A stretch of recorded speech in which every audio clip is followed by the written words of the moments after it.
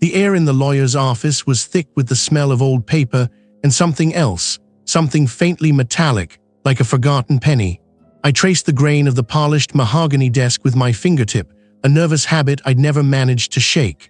The lawyer, a man whose suit seemed to have been tailored by a nervous tailor, cleared his throat. He spoke with the hushed reverence one might reserve for a eulogy, but the words were about inheritance, about Blackwood Manor. My grandmother's manor. Place I hadn't thought of in 20 years, not since the doll. My hands, usually steady with a brush, felt clammy. I'd built a life, a career even on the ruins of my childhood. My canvases, stark and unsettling, were my confession, my exorcism. Critics called them hauntingly original, visceral explorations of primal fear. They didn't know how literal that was. They didn't know about Lila. The lawyer slid a heavy, leather-bound document across the desk. My name was embossed on it in fading gold leaf. Dean Blackwood. It felt like a name from another life. He explained the details, the property, the contents, the unusual stipulations. A significant portion of the estate was tied to my residing there for a minimum of 6 months. 6 months. In that house, my breath hitched. I could feel a cold dread seeping into my bones, a familiar chill that had nothing to do with the sterile air conditioning. I pictured the house, its skeletal trees clawing at a perpetually gray sky, its windows like vacant eyes staring out at a world it no longer belonged to. And inside, in the dusty corners, in the shadows that stretched and writhed, I knew he would be waiting. Is there anything else I should be aware of? I managed, my voice raspy. The lawyer hesitated, his gaze flicking to a framed photograph on his desk. It was a stark, black and white image of a row of identical, imposing doors. The property includes a rather unique outbuilding. It's been sealed for decades. The abandoned cell block closed since the riot of '87. He said the words as if tasting something bitter. My grandmother insisted it remain untouched. The abandoned cell block closed since the riot of '87. I nodded, trying to project an air of calm I didn't feel. Understood. But it wasn't understood. Not at all. The metallic tang in the air seemed to intensify, and I could almost taste the dust of Blackwood Manor on my tongue. Lila. The drive to Blackwood Manor was a blur of grey highway and gnawing apprehension. Each mile marker was a step closer to the inevitable. The sky overhead was a bruised purple, promising a storm that mirrored the one brewing inside me. When the iron gates of the estate finally creaked open, revealing the overgrown drive, my hands tightened on the steering wheel. It was larger, more imposing than I remembered. I parked the car, the crunch of gravel under the tires unnervingly loud in the stillness. The air was heavy, humid, carrying the scent of damp earth and decaying leaves. A fine mist had begun to settle, clinging to the skeletal branches of the ancient oak trees that guarded the perimeter. It felt like a sigh or a warning. It stood ajar, as if inviting me in or perhaps daring me. I pushed it open, the hinges groaning in protest, the sound echoing through the cavernous foyer. Dust motes danced in the slivers of light that pierced the grimy windows, something vaguely unpleasant, like old, forgotten perfume. I walked deeper into the house, my senses on high alert. Every creak of the floorboards, every rustle from within the walls, sent a jolt through me. My gaze swept over the faded grandeur of the rooms, the dusty velvet drapes, the shrouded furniture, the portraits on the walls whose eyes seemed to follow me. And then I saw it. Tucked away in the dim recess of the grand staircase, half hidden by a fallen tapestry, was a small wooden rocking horse. Its paint was chipped, its mane of yarn matted and gray. It was identical to the one in my childhood room. My breath caught in my throat. I hadn't thought about that horse in years either. A wave of nausea washed over me. I turned away, forcing myself to move, to explore, to prove to myself that this was just a house, just a collection of old things. I found myself drawn to a heavy oak door at the end of a long, dimly lit corridor. It was different from the others, reinforced, with a heavy, rusted bolt. The lawyer's words about the abandoned cell block, closed since the riot of '87, replayed in my mind. This had to be it. Why would my grandmother insist it remain untouched? What secrets did it hold? The wind outside howled, a mournful sound that seemed to seep through the very stone. I reached out, my fingers brushing against the rough, splintered wood of the door. A faint, metallic scent, stronger here, prickled my nostrils. It was the same scent from the lawyer's office. It was the smell of something old, something buried, something that refused to stay that way. I shivered, a tremor running through my entire body. The air inside the car was thick, stale with the scent of my own fear. I gripped the steering wheel, gripped tight, as I navigated the rutted lane leading to Blackwood Manor. The trees clawed at the sky, their branches skeletal fingers against a bruised twilight. This was it. The place I'd sworn I'd never return to, my grandmother's home, my inheritance. The house loomed, a hulking shadow against the dying light. It sagged as if weary from years of neglect, paint peeling like sunburnt skin. A single, unblinking eye of a window on the third floor seemed to watch my approach. A shiver traced a cold line down my spine. I killed the engine. Silence descended. Absolute and suffocating. No birdsong, no rustling leaves, just the thrumming in my ears, a frantic counterpoint to the stillness. I pushed the car door open. The sound of the creaking hinge was an accusation. The porch groaned under my weight. Of course it was. My grandmother had never been one for larks, not in the way that mattered. I nudged it open with my shoulder. The scent that greeted me was a potent cocktail of dust, decay, and something else, something faintly sweet. Like rotting flowers, my eyes struggled to adjust to the gloom. Cobwebs, thick as cotton candy, draped from the chandelier in the foyer. It hung precariously, a skeletal hand reaching down. My footsteps echoed unnervingly on the marble floor. I moved deeper into the house, drawn by an invisible current. The drawing room was a tomb of faded velvet and polished mahogany.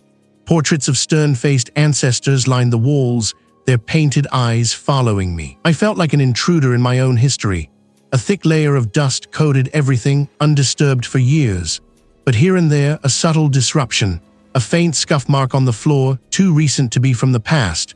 My gaze fell upon a small, ornate rocking chair by the fireplace. It was empty, yet it swayed gently, a phantom occupant's rhythm. I froze, breath catching in my throat. The wood creaked, a mournful lament. I told myself it was the house settling. Old houses did that. They groaned and sighed, settling into their decrepitude. But this felt different. This felt deliberate. I forced myself to move, my legs stiff, my heart a frantic bird trapped in my chest. My grandmother's study. This was where she kept her things, her journals, her collections. The door was slightly ajar. I pushed it open. The room was a chaos of papers, books, and peculiar objects. Shelves overflowed with leather-bound tomes, their titles obscured by dust. A heavy oak desk dominated the center, piled high with correspondence and brittle photographs. The air here was even more stagnant, tinged with the faint metallic tang of old ink. My eyes scanned the shelves. Amongst the brittle spines and forgotten histories, something caught my attention. A small porcelain doll. It was nestled between two thick volumes, its painted eyes wide and unblinking. Lila, my breath hitched. It couldn't be. I'd left her. I'd burned her, or had I? The memory was a fractured mirror, shards of glass reflecting a distorted image. But the doll, the chipped paint on its cheek, the unnervingly knowing smile, it was undeniably her. The doll's gaze seemed to bore into me, a silent accusation. It was a feeling I hadn't experienced in years, a primal fear that had once consumed me. I backed away slowly, my eyes never leaving the doll. It remained perfectly still. Yet I felt its presence radiating outwards, a palpable aura of malice. My fingers trembled as I reached for the doorknob. It was too soft to be real, a trick of the wind, a figment of my overactive imagination. Was I truly alone in this house? The key grated in the lock, a sound like teeth being filed down. It felt wrong, this heavy iron turning in the decaying wood of the front door. The air that spilled out wasn't just stale, it was a physical weight, pressing against my chest, carrying the ghost of lavender and dust. My grandmother, she'd always smelled faintly of lavender. Now the scent was a suffocating shroud. I stepped inside, my boots echoing on the warped floorboards of the foyer. The silence here was different from the silence outside. It was a waiting silence, a held breath.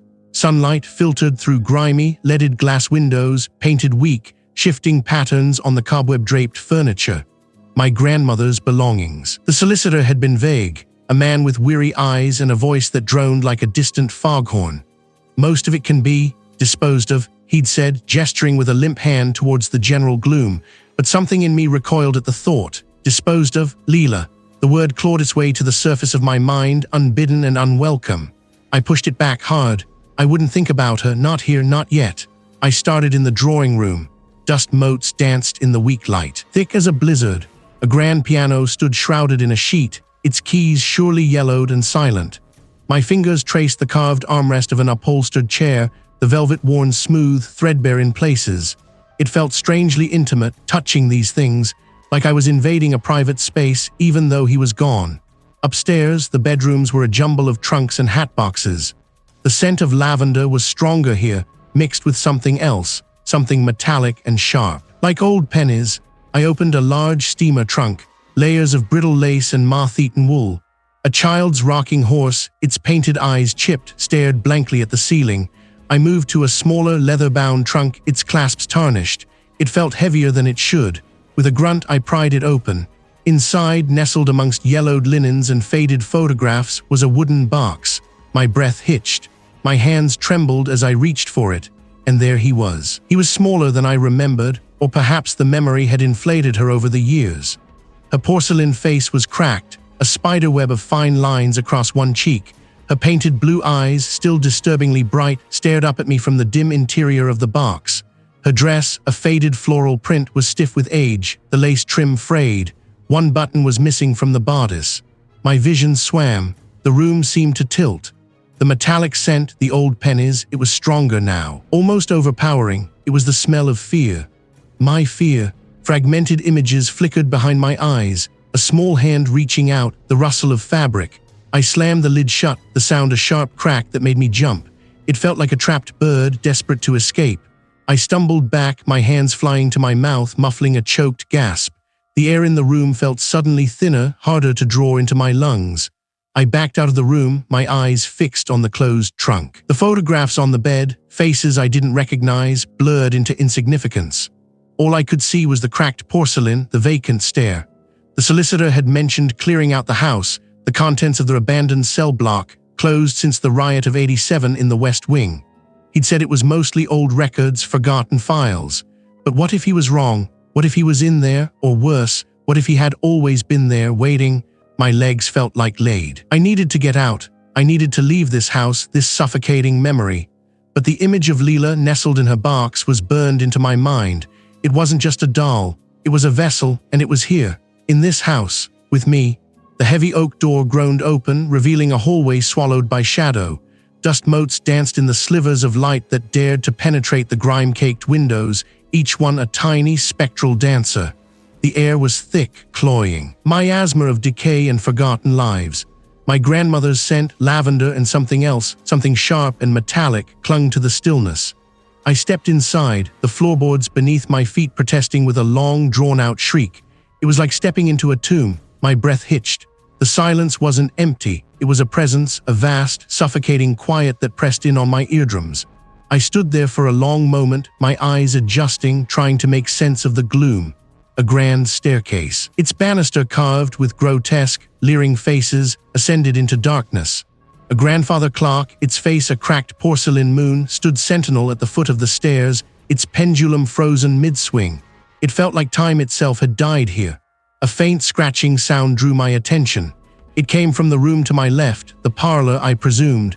My hand trembled as I reached for the doorknob. The wood felt strangely porous, almost yielding, beneath my fingers. I pushed the door inward. The parlor was a museum of neglect.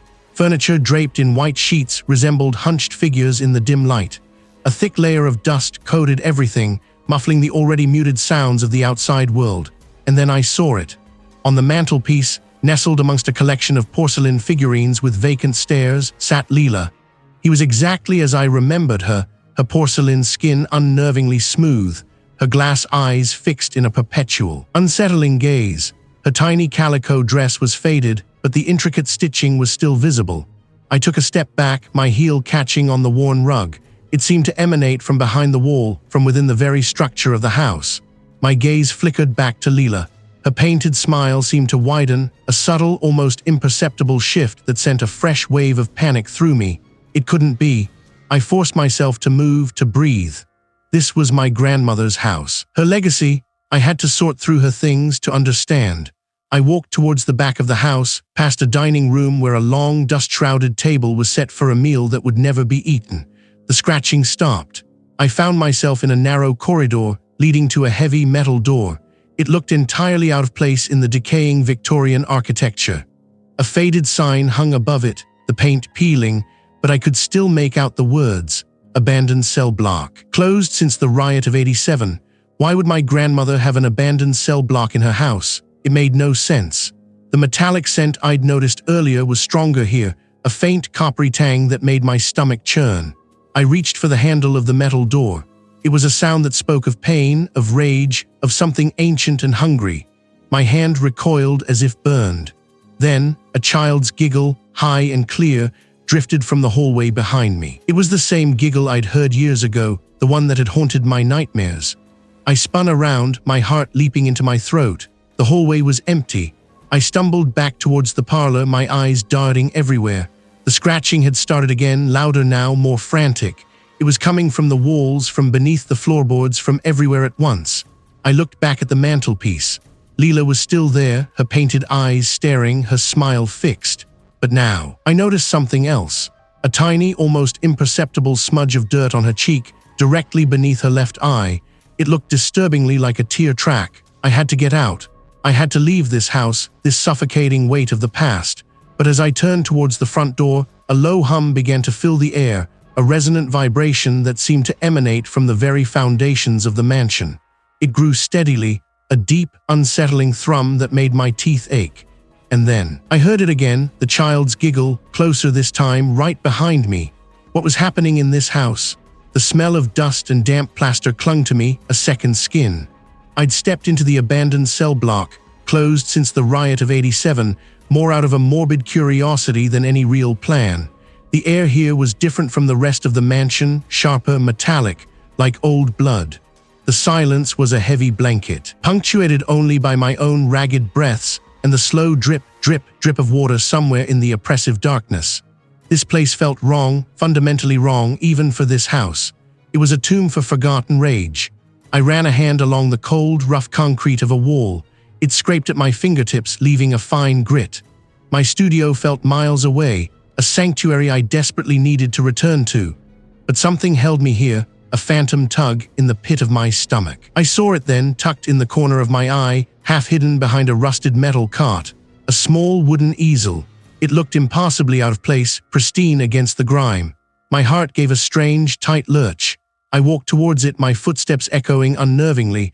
On the easel sat a canvas, blank and stark, but it wasn't the canvas that drew my attention. It was the smear of paint on the wooden frame, a deep, bruised purple. I knew that color. I'd mixed it myself. Just yesterday, it was the shade I'd been trying to capture for the background of my latest piece, a portrait of a child I couldn't quite remember. My gaze drifted to the floor around the easel. A few stray brushstrokes, faint but discernible, marred the concrete. They were in the same purple, and then a stark, jarring crimson. My blood thrummed in my ears. This was impossible. I'd left my studio locked. No one else had the key. No one even knew I was coming to this wing of the house. I reached out, my fingers trembling, and touched the canvas. It was taut, new, but the air around it felt charged, like static before a lightning strike. I felt a prickling sensation on my skin, a phantom touch. A whisper, so faint I almost dismissed it as the wind whistling through a broken pane brushed past my ear. It sounded like my name.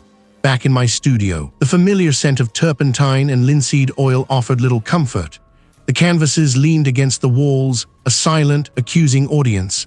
The child's portrait was still there, unfinished. The purple background was still a muddy mess, the crimson I'd added yesterday jarringly out of place. I'd scraped it off, or so I thought, but looking at it now it seemed more deliberate, as if someone had guided my hand. I picked up a palette knife, the cool metal of familiar weight. My fingers felt clumsy, disconnected. I needed to work, to lose myself in the process, to push back the encroaching unease. I grabbed a fresh canvas, larger this time, and began to mix paints, but my hands moved with a will of their own. The colors I reached for weren't the serene blues and greens I'd intended. They were the bruised purples, the angry reds, the sickly yellows that had begun to haunt my dreams. I started to paint. The strokes were frantic, jagged. I wasn't thinking, just doing. Shapes emerged, distorted faces, tangled limbs, gaping mouths frozen in silent screams. It was a landscape of my own unraveling, a visual manifestation of the fear that had been simmering beneath the surface for years. And behind it, a faint, doll-like silhouette, its porcelain gaze fixed on the child. Lila, my breath hitched. I could feel it then, a distinct pressure behind my eyes, a tightening in my chest. It was as if the room itself was shrinking, the walls closing in. The air grew heavy, suffocating. I could smell it again, that faint, cloying scent of lavender and something else, something sweet and rotten. I painted until my hands ached, until my vision blurred. The crimson was everywhere now, a viscous tide. The purple seeped into every corner, staining the canvas with despair. I looked at the finished canvas.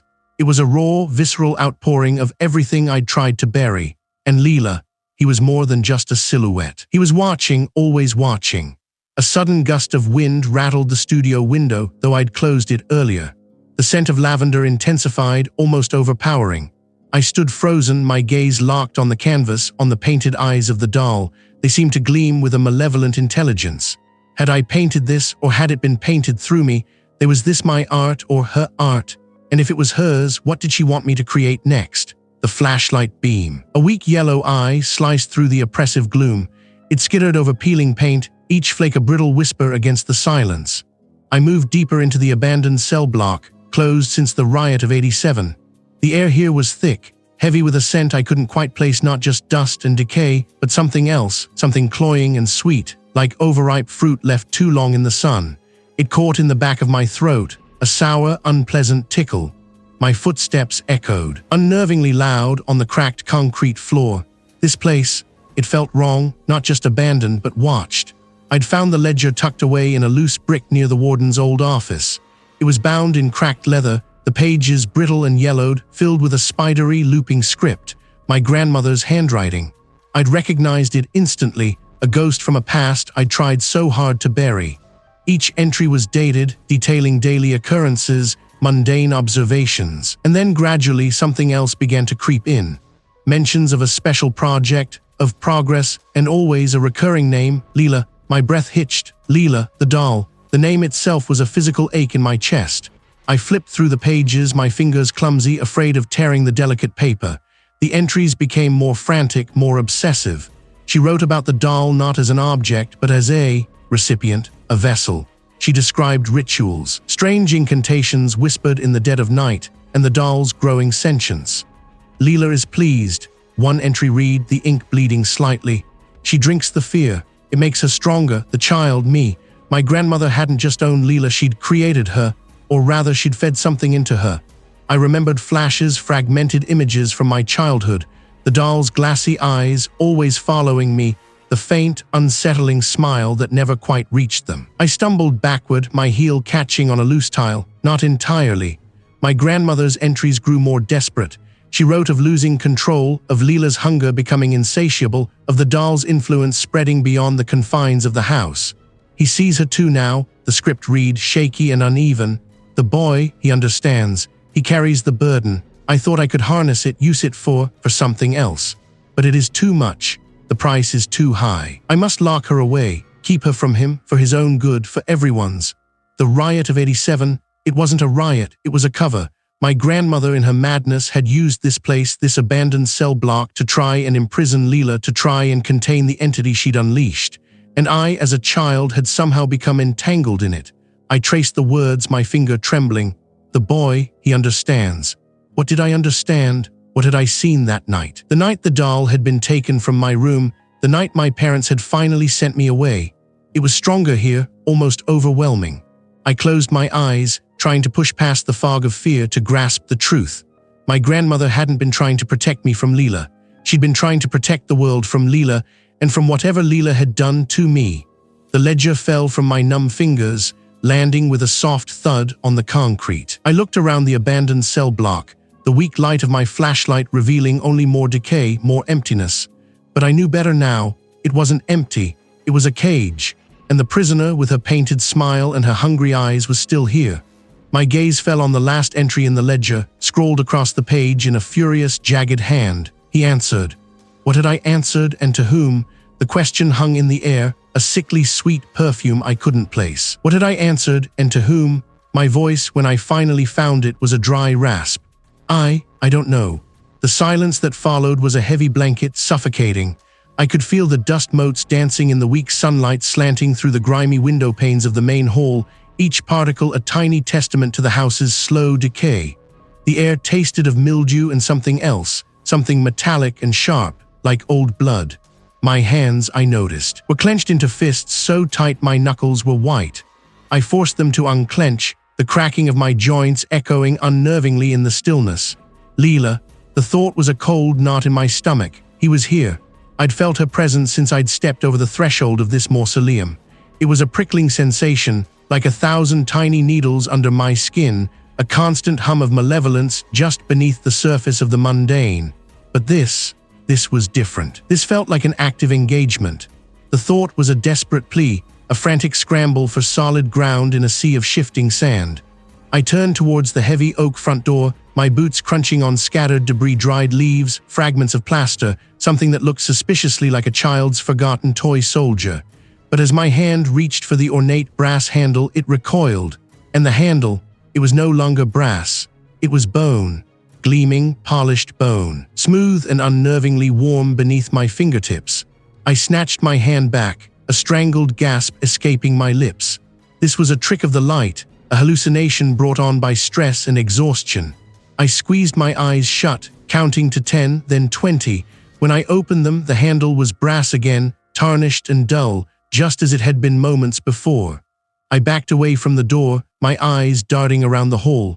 The grandfather clock in the corner, its face cracked and hands frozen at 3:15, suddenly emitted a low, resonant tick. Then another and another. The sound was like a hammer blow, each tick chipping away at my composure. It had been silent for years, I knew that. My grandmother had told me. I moved towards the kitchen, hoping for a different exit, a window, anything. The smell of decay was stronger here, a cloying sweetness that turned my stomach. A single, fly-blown bulb dangled precariously from the ceiling, casting a sickly yellow glow. As I neared the back door, I heard it. A faint, high-pitched giggle. It was Lila's giggle. I froze, every muscle tensed. The giggle came again, closer this time, seeming to emanate from the pantry. My breath hitched. My hand trembled as I reached for the pantry knob. It was smooth, cool metal, not bone, not this time. I pulled it open slowly. The shelves were bare, save for a single dusty jar. Inside, something swirled. It looked like, and as I stared, a tiny porcelain hand, no bigger than my thumb, emerged from the depths of the jar and waved. I stumbled back, knocking over a stack of tarnished tin cans. They clattered to the floor, the noise deafening. The giggle erupted again, louder now, a cascade of gleeful malice. I spun around, my eyes wide, searching for an escape. The back door, my only hope, was gone. In its place was a solid brick wall, damp and moss-covered, as if it had always been there. Panic clawed at my throat. I was trapped. This house, this accursed place, was closing in on me. I ran, my footsteps echoing frantically through the silent rooms. I needed to find the main exit, to smash the bone handle, to force my way out. But every door I tried was either locked, or led to another room, or simply wasn't there anymore. I found myself in a long, narrow corridor, dimly lit by a few weak bulbs that flickered erratically. The walls were lined with doors, identical, imposing. I remembered this place. This was the old service wing leading to the disused abandoned cell block, closed since the riot of '87. My grandmother had always warned me away from it. I tried the first door, locked. The second, the third. It swung open with a groan, revealing a small, empty room. As I stepped inside, the door slammed shut behind me with a deafening bang. I whirled around, my hand fumbling for the knob. It wouldn't budge. I pounded on the wood, my voice raw. "Let me out." Then from the other side of the door I heard it, a soft, childlike humming, and beneath the humming a faint, rustling sound like paper being slowly unfolded. What was she doing, and why was this happening to me again? The humming grew louder, a sickly sweet lullaby that scraped at the edges of my sanity. It vibrated through the thick steel of the door, a physical thing pressing against my eardrums. Rustle, rustle, rustle. The sound was deliberate, methodical. Lila was unfolding something. My mind, already frayed, conjured images of yellowed parchment, of brittle pages turning with a dry whisper. What secrets did she hoard in this forgotten corner of the house? I pushed myself away from the door, my muscles screaming with the effort. The air here, in the bowels of the mansion, was thick with the scent of dust and decay, a musty perfume that clung to my clothes, my skin. Each breath felt like inhaling the past, heavy and suffocating. My gaze swept across the room, the flickering beam of my flashlight carving erratic paths through the gloom. Cobwebs, thick as shrouds, draped every surface. Forgotten furniture, shrouded in white sheets, loomed like spectral figures. This was the part of the house I'd always avoided, the wing my grandmother had kept locked, the place where the whispers had always been loudest. The humming stopped abruptly. My own breathing sounded like a bellows in the sudden quiet.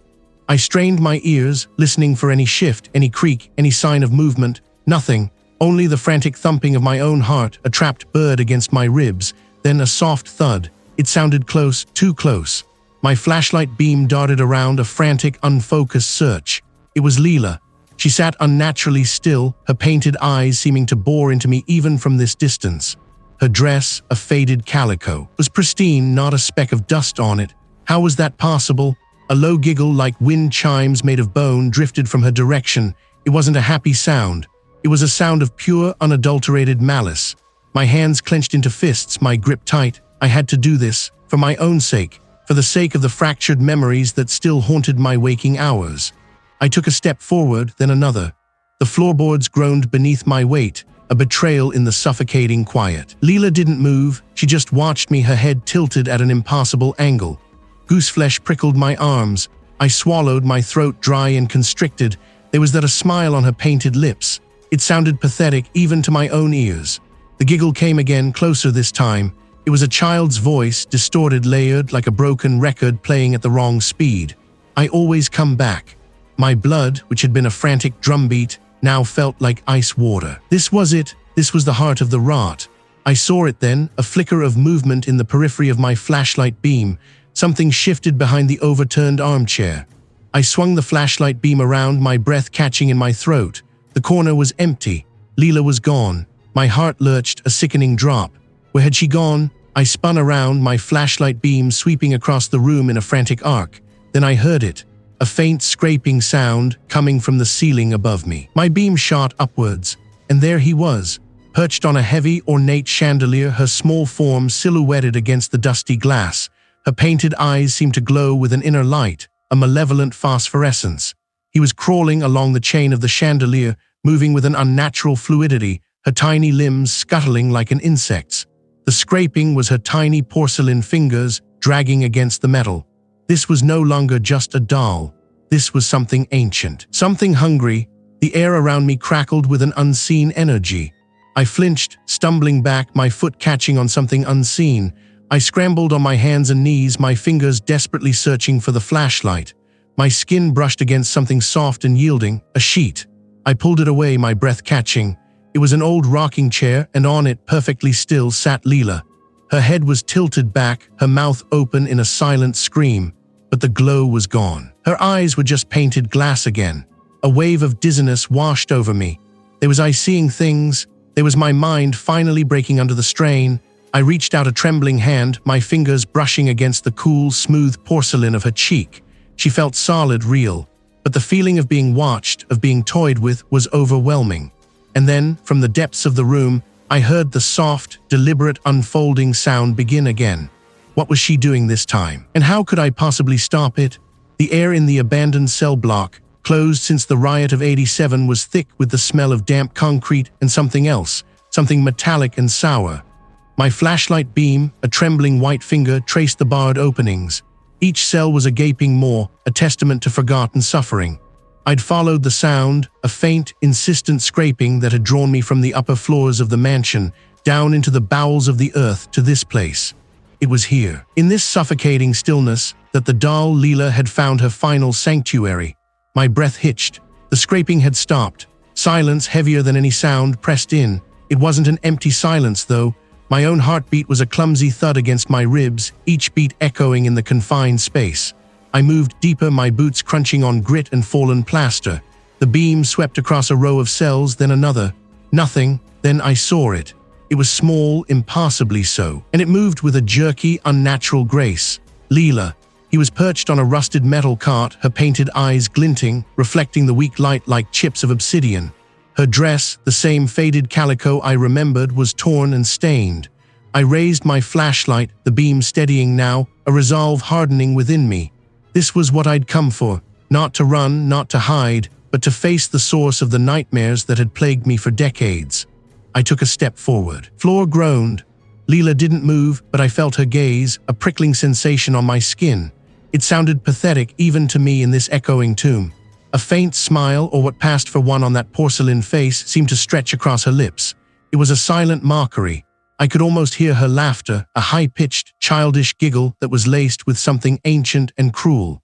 It was the sound that had driven me from my room, that had made me cower under my blankets. Convinced something was lurking just beyond the edge of my vision, I took another step. The scraping sound started again, but this time it was different. It wasn't the sound of something being dragged. It was the sound of something growing. A faint, phosphorescent glow began to emanate from the floor around Lila's feet. My hands clenched into fists. I wanted to smash, to tear, to obliterate this thing that had held me captive for so long. This wasn't just a doll. It was something else. Something that had fed on my fear, on my grief, on the loneliness of this decaying house. The glow intensified, spreading like an infection across the concrete. It wasn't just light. It was a tangible presence, a suffocating pressure that made it hard to breathe. The doll remained on the cot, serene, as if she were the conductor of this macabre symphony.